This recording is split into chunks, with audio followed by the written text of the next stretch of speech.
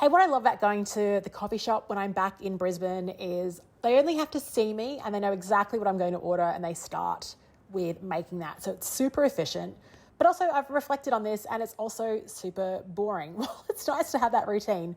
And look, this is the problem. Like I usually will get a mocha after I've done a really long run. So usually on Sundays. But more recently, like in the last year, I've just been getting mochas every single day. So we need to swing it back into cappuccinos, lattes, and then eventually I would love to, by the end of the year, just move on to long blacks.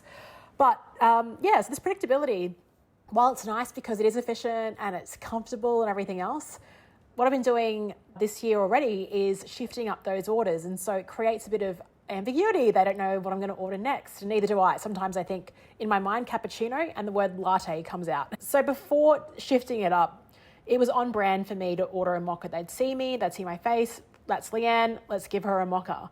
And I think, and one of my favorite compliments in the world is when someone will say to me, oh, that is so on brand. Like if I'm wearing a new jacket and a friend sees that and it's like, oh, Leanne, that is on brand for you. I love that as a compliment. I think it's like, yes, this jacket reflects my personal values and we're in alignment. This is fantastic. And maybe you get the same compliment and you love it as well. And look, one of the sort of statements I've been working up is let's take this outside. And that applies to let's take this outside your environment, but let's take this outside the box. Let's take this outside your comfort zone. And I think sometimes we can get so boxed in with what is on brand for us. So today, I just want to challenge you to think about how can you do things that are off-brand. I don't mean make significant changes. So I'm not talking about a Tiger Woods scenario where his brand was lovely family guy and then comes out as just sleeping with all these women and being completely different. It was such a shock. It was so off-brand for him. I'm not talking about that capital O, capital B off-brand. More like a lowercase cool off-brand where it's just really subtle changes. So for me, that means like I've got this thing in my mind that if I go running for the first thing in the morning, I can't go running the rest of the day. So if I miss that morning run and I have breakfast and I do something else and I'm into work mode, I'm like, in my mind, I'm like, I cannot go for a run. The day has been written off. And now I want to challenge myself to, hey, maybe once in a while I can go for a late afternoon run.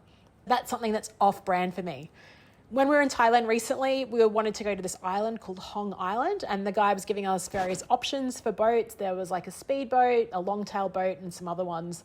And I was automatically thinking speedboat, obviously like going fast, seems safer. And we ended up going the local option, the longtail boat. This is wooden boat. I felt out of my comfort zone. I felt this is off brand. It's not a speedboat. It's not a catamaran. It's not this beautiful vessel.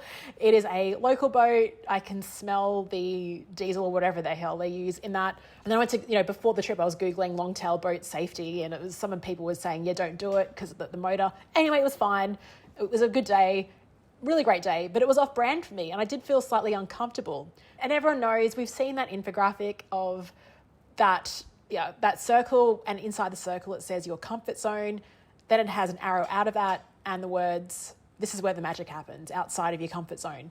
I guess the call is, while it's great to be on brand, let's be on brand 90% of the time, but what's that 10% that we can shift up? I think sometimes it is helpful to go off brand. If you're a really, really nice person and you're maybe a yes person, you like to people please, saying no without justifying your response is a nice way to go off brand. Maybe that's something you want to continue a bit more of.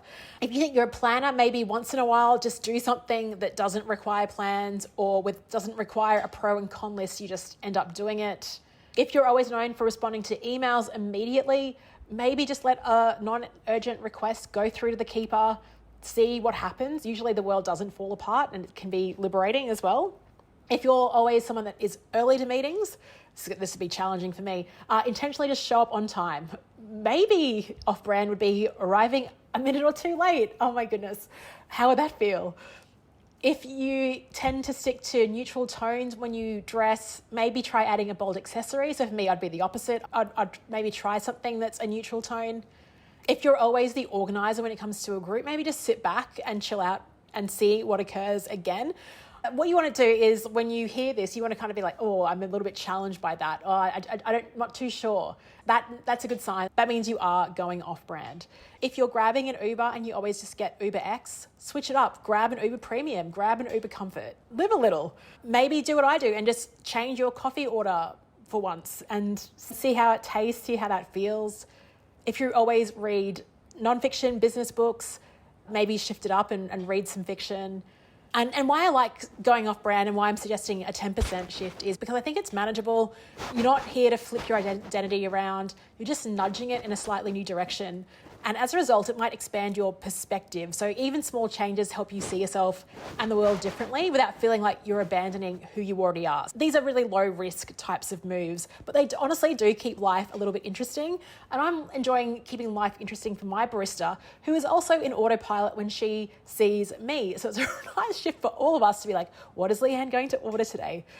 And like just a small surprise to your routine or brand just keeps things fresh for you and for those around you. And like I said, it's low risk, but it can help, again, spark some fresh ideas or give you a new sense of who you already are.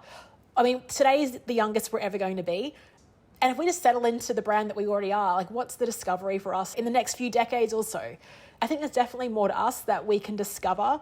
So just these little steps, these little decisions that you can make on the daily can help you maybe find out who you are, maybe find out a bit more about yourself, what you like, or maybe even reinforce what you don't like. Thanks so much for listening. If you do end up doing or trying something that is off-brand for you, let me know. Reach out on all the socials, send me an email. And if you found this episode helpful, maybe do something off-brand and share this episode with someone as well. Thanks so much for listening, and I'll chat to you tomorrow.